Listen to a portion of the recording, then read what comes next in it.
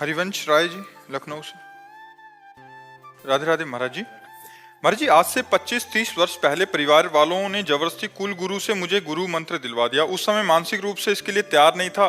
महाराज जी, कहने का मतलब भूल गए, कह रहे अभी। हाँ, वो काम भी नहीं करता। ये जबरदस्ती वाली बातें नहीं है। इसमें अनुभव करके फिर किसी संत को गुरु मानकर फिर उनके द्वारा जो उपासना मंत्र होती है तब काम होता है। देखो, जबरदस्ती हुआ तो आप गुरु का मंत्र ही भूल गए। अब नया अध्याय शुरू करो। ऐसा लगता है कोई अपराध बोध हो रहा नहीं नहीं नहीं, अब विवेक के द्वारा गुरु का वर्णन करो और फिर उसके द्वारा जो मंत्र उपासना मिले अब करो। जीवन के समाप्ति के पहले पहले कर लो ये, जिससे है। तो अभी भी राम नाम के जप कर रहे हैं कौन से? किसी संत से राम नाम ले लो, वही जपो। किसी राम नामी संत से राम राम का नाम। प्रभु राधा नाम करते हैं, सुमरन करते हैं, लेकिन मुझे ऐसा लगता है कुछ सेकंड बाद फिर शिफ्ट हो जाता है राम राम। जो हम पहले अभ्यास कर लेते हैं ना, वो अभ्यास हमारा, तो जैसे राम नाम का अभ्यास किया ना, तो अब राधा राधा रटोगे, जहाँ छूटेगा तो राम राम आ जाएगा। हाँ, जैसे आपकी वीडियो सुनते हैं जी आपके द्वारा जो भक्तों द्वारा उठा के प्रश्न सुनते हैं, जी। फिर मन चाहता है कि नहीं यहाँ बहुत जल्दी प्राप्ति हो जाएगी प्रभु। हाँ मन लाइट होता है। हाँ जैसे शुरू करते हैं हाँ सेकंड के बाद भी हाँ। एकदम से मन शिफ्ट हो जाता जी। है। तब वहां मुझे ये काटता है प्रभु कि गुरु द्वारा दिया हुआ मंत्र मैं भूल गया हूँ, नहीं कर रहा हूँ, शायद मेरा अपराध वो तो नहीं है। नहीं, उस समय अनभिज्ञता में ये खेल हुआ ना। यदि विवेक के द्वारा होता तो कभी ऐसा नहीं होता। अनभिज्ञता में हुआ। अब आगे एक कदम बढ़ाओ, आप जो है राम राम ही जपो। हाँ हाँ, राम राम ही जपो, ठीक है। कई बार ऐसा होता है कि श्री कृष्ण में प्रीति है और श्री कृष्ण जीवन चरित्र पसंद है, उसका चरित्र कथा पसंद है, लेकिन जब नाम जप करते हैं तो राम नाम मुख से निकलता है, ऐसा क्यों? हाँ, ये अगर राम राम जपोगे तो श्री कृष्ण की प्राप्ति हो जाएगी। अच्छा, तो कोई नहीं नहीं, पावर है। हम उसको जिधर चाहे उधर लगा लें। हमारे पास पैसा है, हम जो चाहे खरीद लें। तो नाम रूपी धन है, हम जो चाहे वो प्राप्त कर सकते। मतलब कृष्ण में प्रीति हो और नाम जब राम हो तो चलेगा? चलेगा चलेगा चलेगा, दौड़ेगा, आप चिंता मत कर। क्योंकि वही श्याम है, वही राम है। तत्व में तो अंतर नहीं है, रूप में भी अंतर नहीं है, नाम में केवल अंतर है। रूप वो भी श्याम सुंदर, वो भी श्याम सुंदर। तत्व में वही परम तत्व राम, वही परम तत्व श्री कृष्ण। हाँ, एक में धनुष लिए, एक में मुरली लिए, बात अंतर हुआ है। वही है, वही प्रभु है, दूसरे नहीं। राजेश कुमार नैयर। जय श्री लक्ष्मी नारायण। राधे राधे महाराज जी। लगभग 7-8 साल से महाराज जी 12 अक्षर मंत्र का मानसिक जाप कर रहा हूँ। ये जाप उठते गुरु बैठते प्रदत्त, चलते- गुरु प्रदत्त होना चाहिए, गुरु प्रदत्त होना चाहिए। मैं ना देवर्षि को गुरु मानता हूँ और मैं चाहता हूँ वो भी मुझे अपना शिष्य माने। हाँ, ये हम आपकी बात का स्वागत करते हैं। अब आप जप सकते हैं। देवर्षि नारद जी के द्वारा ही प्रदत्त 12 अक्षर मंत्र ध्रुव जी को है। भाव से कीजिए और देवर्षि नारद जी को गुरु पद में स्थापित कर दीजिए। आपको जब सही भजन होगा तो स्वीकृति हो जाएगी कि देवर्षि नारद जी आपको शिष्य रूप में स्वीकार कर लिए। आप जपिए। अच्छा गुरुदेव, मैं ना जैसे कभी कभी तो मानसिक चलता है 12 अक्षरी मंत्र, और कभी कभी वैष्णो माता को मानता हूँ मैं, कभी कभी बीच बीच में मेरा फिर नहीं, देखो, हम ये कह रहे हैं कि निशाना एक जगह मारो। अब लक्ष्य रखे हो अमुक बिंदु और हेर रहे हो इधर, तो निशाना नहीं लग पाएगा। भगवान एक ही है। वही जब शक्ति रूप धारण करते हैं तो वैष्णो देवी, दुर्गा देवी, काली देवी। वही जब शांत रूप धारण करते तो सिया जी, राधा जी, रुक्मिणी जी। वही है, एक तत्व है। तो बस एक में लग जाओ। दर्शन सब जगह करो, प्रणाम सब जगह करो, जाओ सब जगह, मना नहीं, लेकिन लक्ष्य एक रखो कि मेरे, जैसे मीरा जी कहती, मेरे तो गिरधर गोपाल दूसरों न कोई। एक जगह लग जाओगे तो तुम्हें लाभ प्राप्त होने लगेगा। बहुत जगह मन लगाने से वो बात नहीं बनती जो ऊंचाई पे चढ़ने के लिए चाहिए। तो एक लक्ष्य चाहिए। तो मैं गुरु प्रदत्त मान के बस गुरु देवर्षि नारद जी प्रदत्त 12 अक्षर मंत्र को जप करो और श्रीमद् भागवत का पाठ करो। आनंद। मैं सोचा पहले मैं उनसे एक बार प्रार्थना करूं कि मैं आपको गुरु बनाना चाहता हूँ, आप मुझे शिष्य बना लो। मैं आपसे पहले इजाजत ले लूं मैं? हाँ बिल्कुल, नारद जी को गुरु बना लो। वो हैं, अब भी हैं, वो भी हैं। अच्छा, मेरा एक और प्रश्न है गुरु से। असल में हमें भगवान इतना कुछ देते हैं, मतलब बीवी, बच्चे, धन दौलत, पैसा, मकान, सब कुछ, और हम भगवान का नाम गिन गिन के लेते हैं, ऐसा क्यों? गिन गिन के तो लेने के लिए इसलिए कहा गया है कि तुम्हारी रुचि बन जाए। अभी रुचि नहीं है ना, तो जैसे आज 10,000 जपा तो कल 12,000 जपे, नरसों 15,000 जपे, और जब जपने में आ जाओगे तो ये गिनना खत्म हो जाएगा। हाँ, वैसे ना, मतलब गिनने में लाभ ये है कि हमारी रुचि बढ़ जाती है। कभी कभी सोते सोते भी अंदर चल रहा होता है। हाँ, बहुत अच्छा है। बस चुपचाप रखो, गुप्त रखो और खूब भजन करो। अपवित्र दशा में न जपना, शौच बाथरूम आदि में नाम जप करना, कृष्ण कृष्ण कृष्ण, लेकिन पवित्र अवस्था में 12 मंत्र, ठीक है। ऋषिकेश से प्रियंका जी। श्री हरिवंश महाराज जी। महाराज जी, सेवकवाणी के तीसरे प्रकरण के तीसरे छंद में आता है, प्रथम हृदय श्रद्धा जो करे, आचार्य जन जाई अनुसरे, जहां जहां हरिवंश के रसिकन की सेवा जब होई, प्रीति सहित भूजहूं सब कोई, कौन धर्म हरिवंश को। महाराज जी, इसमें पूज्य श्री सेवक जी महाराज ने कहा है कि आचार्य से हमें प्रेम सहित ये पूछना चाहिए। आचार्य का तात्पर्य होता है जो आचरण युक्त हो। आचार्य रसिक कोई दो नहीं होते। रसिक हरिवंश सरवंश श्री राधिका, राधिका सरवंश हरिवंश बंसी। हरिवंश महाप्रभु को रसिक कहा गया कि नहीं कहा गया? श्री जी रसिक है। जैसे हरिवंश रसिक रस जुवती, तू ले मिल सखी प्राणा को, लालजू रसिक है। जैसे हरिवंश रसिक नव रंग पिय, ब्रकुटी भाव तेरे खंजन लड़ाऊं। तो जो रसिक प्रिया प्रीतम के प्रेम में पगे हुए हैं, जो आचरण प्रस्तुत करते हैं श्री जी की सेवा के, ऐसे रसिकों से, ऐसे आचार्यों से हम मिलें। और कौन धर्म हरिवंश को, हरिवंश का धर्म कौन है, ये हम उनसे पूछें। कैसे सेवा, कैसे आचरण करें जिससे हरिवंश प्रसन्न हो, प्रिया प्रीतम प्रसन्न हो, प्रिया प्रीतम की प्राप्ति हो, ये बात उसमें पूछी गई। तो क्या संशय इसमें? महाराज जी कह रहे हैं कि हमें प्रेम सहित ये पूछना चाहिए कि श्री हरिवंश का धर्म क्या है। कृपया हमें भगवान समझाने का कृपा करें कि मेरा आश्रय, मतलब मुझे हमारी हितोपासना में और गाढ़ प्रेम हो जाए। 84 जी और इसका तो पाठ करती हूँ, पर फिर भी गाढ़ प्रेम उत्पन्न, बस फिर भी नहीं लगना चाहिए। सेवक शरण सदा रहे, अनत नहीं विश्राम, कै वाणी हरिवंश की, कै हरिवंश नाम। या तो नाम चल रहा है या वाणी।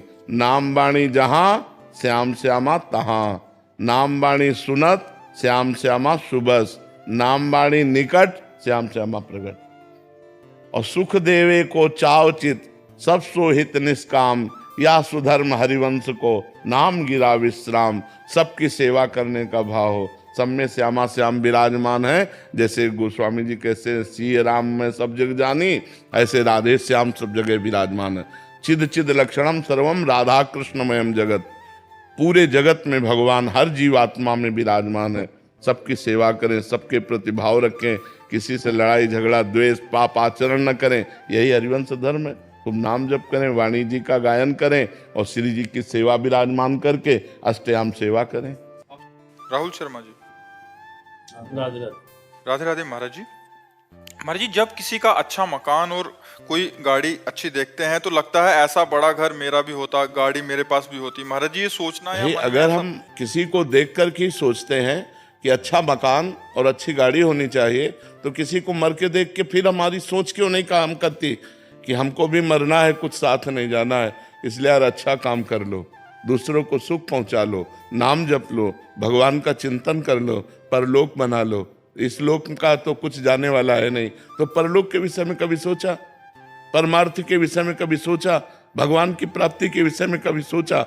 हम कह रहे हैं 1 अरब का तुम्हारा मकान हो, लेकिन मरोगे तो ईंट लाद के ले जाओगे क्या? शरीर भी तो नहीं जाएगा। अरबों बैंक में जमा हो, यहीं के यहीं रह जाएंगे। यार झूठी चीज के लिए क्यों इतनी बड़ी कामना करना? कामना करो तो सत्य चीज की करो कि मुझे भगवान की प्राप्ति हो जाए, मैं सबको सुख पहुंचाऊं, मेरे द्वारा कोई पाप ना हो, मैं किसी की हिंसा ना करूं, किसी को दुख ना पहुंचाऊं। ये बातें सोचो ना। ये बातें सोचोगे तो परेशान हो जाओगे, क्योंकि जितना तुम किसी का मकान देख रहे हो, उसके बाद जब तुम अपना मकान तैयार करोगे तो ऐसा मकान भगवान तुम्हें दिखा देंगे जो तुम्हारा मकान कुछ है ही नहीं उसके आगे। फिर क्या करोगे? फिर और बनाओ, बनाते बनाते मर जाओगे, कुछ होगा नहीं। अब कितनी आयु रह गई, अपने को क्या पता अगला मिनट हमारा है कि नहीं, हमें क्या गारंटी? हमें क्या गारंटी कि अगला मिनट हमारा है, हम अगले मिनट रहेंगे कि नहीं रहेंगे, कोई गारंटी नहीं। यार ऐसी कमाई करो जो लोक परलोक सब जगह आनंद दे, वह भगवान का नाम जप करो, और जैसे भगवान रखें वैसे रह लो, और हमारा अंतिम बढ़िया बनना चाहिए। मृत्यु के विषय में तो कोई सोचता ही नहीं यार, और वो सत्य है, वो आनी है, और सब चौपट कर जानी है। हमारा मित्र, हमारी पत्नी, हमारा पुत्र, हमारा परिवार, हमारा घर, हमारा बैंक बैलेंस सब यहीं रह जाएगा। यार जब अकेले जाना है, दुनिया में लाखों का मेला जुड़ा, हंसा जब जब उड़ा तो अकेला उड़ा। यार उस समय की बात सोचो, ये क्यों, वो समय आने वाला है। अब कब आने वाला है अपने को पता नहीं, 20 साल, 10 साल, 10 मिनट, 10 सेकंड, कोई पता नहीं यार। इसलिए सोच करो तो अच्छी करो, काहे कहीं ईंट पत्थर वाली सोच करो, है अच्छी सोच करो। भगवान की कृपा से जैसे तुम्हारा निर्वाह हो रहा है वैसे कर लो, अच्छे आचरण करो, भगवान का भजन करो, किसी को दुख मत पहुंचाओ, इसी से तुम्हारा मंगल हो जाएगा। मर्जी ईंट पत्थर भी मिल जाएं और भगवान भी मिल जाएं, ऐसा ऐसा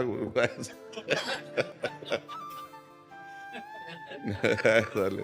भगवान का लक्ष्य कर लो तो फिर सब व्यवस्था हो सकती है। ईंट पत्थर का लक्ष्य करोगे तो भगवान नहीं मिलेंगे, भगवान का लक्ष्य कर लो तो ये सब व्यवस्था हो जाएगी। महाराज जी जैसे जाते रास्ते में तो ये मकान देख दिया भाव आता है, ऐसा मेरा भी होता तभी तो कह रहे जब राम नाम सत्य बोलते हुए देखा होगा तब ले सोते। महात्मा बुद्ध जी को इसी से तो वैराग्य हुआ था। जब अंतिम शव यात्रा को देखा, बोले सबकी होती है, तब बोले अब मैं सत्य को प्राप्त करूंगा। और उन्होंने नियम लिया कि जब तक ब्रह्म बोध नहीं हो जाएगा तब तक मैं उठूंगा नहीं। वैराग्य लेकर के तो जो बोध वृक्ष है उसी के नीचे उनको बोध प्राप्त हुआ, ब्रह्म बोध प्राप्त। इसीलिए वो ब्रह्म के मार्ग में चले। पहले देखा एक बहुत जर्जर बूढ़ा आदमी, तो उनका ये क्या है, बोले मनुष्य है। बोले ऐसा भी मनुष्य होता है? बोले हर एक मनुष्य ऐसा होता है, वो वृद्धावस्था है, वृद्धावस्था में सबकी जर्जर अवस्था, मेरी भी होगी। बोले हाँ। एक दिन भ्रमण में देखा कि राम नाम सत्य, बोले ये क्या है? बोले मुर्दा है। बोले ये मुर्दा क्या होता है? बोले हर आदमी मरता है। बोले हम भी मरेंगे? बोले हाँ। तो फिर राजपाट, पत्नी, पुत्र, परिवार ये किस काम आएगा जब मर जाएंगे? इसीलिए वो वैराग्य ले लिया, घर से भाग पड़े और फिर ब्रह्मबोध प्राप्त किया। वो तो भगवान के अवतार कहे गए। तो हम सबको चाहिए कि जैसी परिस्थिति भगवान दिए हैं उसमें हम राजी हो जाएं, और हम चाह करें उत्तम की, जो शरीर छूटने के बाद हमारे काम में आवे। क्योंकि हमारी यात्रा केवल एक शरीर तक तो है नहीं, पता नहीं 84 लाख योनियों में किस किस योनियों में जाना पड़े। तो हम चाह करें भगवान की, पूर्ति सब हो जाएगी। तो चाह ऊंची करो, चाह भगवान से मिलन की करो, तो ये माया अपने आप मिल जाएगी। माया को सब कोई भजे, माधव भजे न कोई। जो एक बार माधव भजे तो माया चेरी होए, माया दासी हो जाती है। हम कृष्ण कृष्ण कह के कृष्ण के लिए चले तो माया पीछे बाधा के रूप में पड़ जाती है, लो रुपया लो, भोग सामग्री लो। और जब हम माया के लिए दौड़ते हैं तो पकड़ में ही नहीं आती है। इसलिए हम कृष्ण के पीछे दौड़े तो माया हमारे पीछे अपने आप लग जाएगी। मनीषा जी हरियाणा से। राधे राधे महाराज जी। महाराज जी, भक्ति मार्ग में कौन कौन सी अवस्थाएं आती हैं? एक साधक वो अवस्था किस अवस्था में है, कैसे जाने महाराज जी? अवस्था को तो वही तो आपसे कह रहे ना, भौतिक बातें बाहरी देखकर जानी जा सकती हैं। आंतरिक स्थिति को जानने के लिए ये लक्षण हम बता रहे हैं, ये जिसके हों वो समझ ले हम परमार्थ में चल रहे हैं। शांति रव्यर्थ कालत्वम, विरक्तिर्मान शून्यता, आशा बंधा समुत्कंठा, नाम गाने सदा रुचि, आसक्तिस्तद गुणाख्याने, प्रीतिस्तद वसति स्थले। अब इसकी व्याख्या करते हैं। शांति, हमको कोई गाली दे, हमें कोई मारे, हमें कोई फर्क ना पड़े। पहला लक्षण। जब भगवान कपिल देव जी संत का लक्षण बताते हैं तो उसमें भगवान तितिक्षवा कारुणिका, पहला लक्षण तितिक्षण। तो इसमें शांति, इतनी बड़ी शांति तुम्हारे अंदर हो कि तुम्हारा अपमान हो, तुम्हें कोई मारे, तुम्हें कोई गाली दे, तुम्हारा हृदय उसके प्रति बुरा का करने का भाव न बना पावे, उसका मंगल सोचे कि भगवान इसको सद्बुद्धि दे, ये स्वस्थ रहे, इसको भगवान मंगल करे, कभी इसका मंगल ना हो। किसके प्रति? जो हमें मार रहा है, जो हमें गाली दे रहा है, जो हमारी निंदा कर रहा है, जो हमारा अपमान कर रहा है। शांति, इतनी बड़ी शांति होनी चाहिए, तब समझे कि हम भक्ति मार्ग में चल रहे हैं। अभी वो स्थिति को प्राप्त नहीं, स्थिति तो आगे वर्णन हो रही है। शांति अव्यर्थ कालत्वम, एक मिनट भी भगवान से अलग समय नहीं जाना चाहिए। तद विस्मरणेन परम व्याकुलते थी, भगवान का विस्मरण होते ही व्याकुलता पैदा हो जानी चाहिए। मैं कैसे भूल गया भगवान को? एक क्षण भी भगवान का चिंतन नहीं छूटना चाहिए। अगर छूट गया तो वो व्यर्थ समय चला गया। अव्यर्थ कालत्वम, व्यर्थ समय नहीं जाना चाहिए। ये अभी चलने की बात है। शांति अव्यर्थ कालत्वम, विरक्तिर, लोक परलोक के भोगों से वैराग्य, किसी के भी भोग भोगने की इच्छा नहीं। ये जो भक्ति का साधक है उसकी जो ऊंचाई होती है वो होती है विरक्तिर। और फिर मान शून्यता, अपने में कोई सद्गुण ना देखना, अपने को अधम और नीच मानना और दूसरे में सद्गुण देखना। स्वयं अमानी रहकर दूसरों को मान देना, दूसरों का सत्कार करना, लेकिन जब अपना मान हो तो दुख होना कि मैं इस योग्य नहीं हूं, मैं तो नीच हूं, मैं अधम हूं।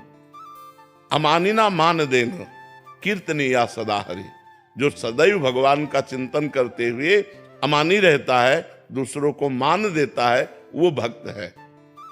मान शून्यता, शांति अव्यर्थ कालत्वम, विरक्तिर, मान शून्यता, आशा बंधा। अब उसके अंदर स्थिति आई, इसी जन्म में मुझे भगवत प्राप्ति हो जाएगी। जब ये लक्षण आ गए तो ये लक्षण आ गया, स्थिति आ गई, आशा बंधा, इस जन्म में मुझे भगवान मिल जाएंगे, इस जन्म में मेरा काम हो गया, मेरी भगवत। जैसे अपने लोगों के हृदय में है, अभी थोड़ी कि भगवान दर्शन ने हमारा पता नहीं कल्याण हो कि ना हो, बिल्कुल अटैची लिए तैयार है, जब बुलाओ सरी छोड़ो बस गए। आशा बंधा, दृढ़ आशा हो जानी चाहिए कि इस जन्म में मेरा काम हो गया। क्योंकि शांति अव्यर्थ कालत्वम, विरक्ति, मान शून्यता, जब ये लक्षण आए तो एक महान स्थिति आ गई कि अब इस जन्म में मुझे भगवत साक्षात्कार हो जाएगा, मेरा काम हो गया। समुत्कंठा, हर समय एक आनंद, एक अद्भुत आनंद। जैसे हमसे पूछा किसी ने कि आपको कैसा आनंद लगता है, तो हम कहा पहली बात तो वाणी से बता ही नहीं सकते, क्योंकि किसी प्राकृतिक वस्तु के सुख को आप वाणी से नहीं बता सकते। जैसे आपको एक रसगुल्ला खवाया जाए, कैसा लगा? आप कहोगे मीठा। कैसा मीठा? बहुत मीठा। नहीं, बहुत मीठा कैसा? तो आप कहोगे खा के देख लो। इसके आगे आप नहीं वर्णन कर सकते। प्राकृतिक वस्तु के स्वाद को भी आप स्पष्ट वर्णन नहीं कर सकते, तो अप्राकृतिक भगवदानंद का आप वर्णन कैसे कर सकते हैं? तो हमने उदाहरण दिया कि जैसे नए लड़के को बहुत सुंदर लड़की जो बहुत अच्छी लगती हो और उससे ब्याह तय हो जाए तो उसको कैसा आनंद होगा? उससे करोड़ों गुना बनकर के हमारे हृदय में आनंद हर समय बना रहता है। इसीलिए किडनी फेल हमको दुख नहीं पहुंचा पाती। हर समय भगवद आनंद, समुत्कंठा, हर समय एक उत्कंठा भगवान से मिलन की, एक भगवान के चिंतन का अद्भुत आनंद। नाम गाने सदा रुचि, भगवान के नाम में इतनी रुचि हो गई कि त्रिभुवन की राज्य लक्ष्मी दे दी जाए तो भी नहीं छोड़ सकता। आसक्ति तद्गुणा ख्याने, जिसके पास बैठ गया भगवान की चर्चा शुरू हो गई, वो भगवान की चर्चा सुने और कहे बिना रह नहीं सकता।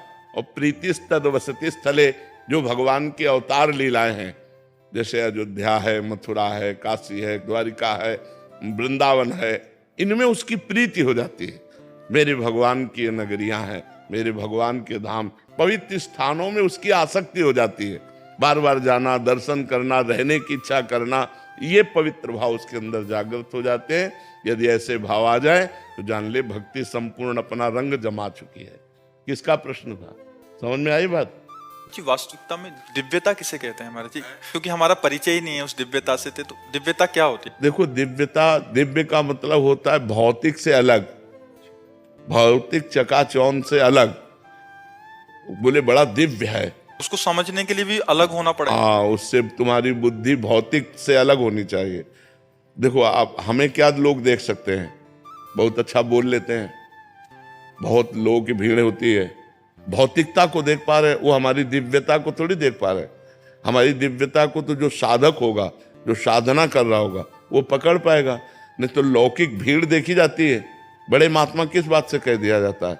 बोले उनके पास 1 लाख लोग आते हैं, उनके पास 10,000 लोग आते हैं, यही तो देखा जाता है। ये है क्या? ये दिव्यता है कि भौतिकता है? ये भौतिकता है।